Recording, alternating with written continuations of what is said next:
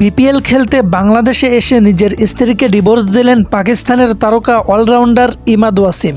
হ্যাঁ দর্শক, ঢাকা ক্যাপিটালসের হয়ে বিপিএল খেলতে এসে তিনি নিজের বিবাহিত জীবনের ইতি টানলেন। বিষয়টি সত্যিই দুঃখজনক। ইমাদ নিজেই টুইটারে নিশ্চিত করেছেন, অনেক দিনের মান অভিমান, দ্বন্দ্ব আর অশান্তির সমাধান খুঁজে না পেয়ে তিনি বিচ্ছেদের সিদ্ধান্ত নিয়েছেন। তিনি সবাইকে অনুরোধ করেছেন এই সময় তাদের ব্যক্তিগত বিষয়ের সম্মান জানাতে এবং পুরনো দাম্পত্য ছবি বা পোস্ট শেয়ার থেকে বিরত থাকতে।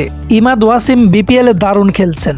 রাজশাহী ওয়ারিয়র্সের বিপক্ষে শেষ ম্যাচে মাত্র 16 রানে 3 উইকেট নিয়ে ম্যাচ সেরা হন তিনি।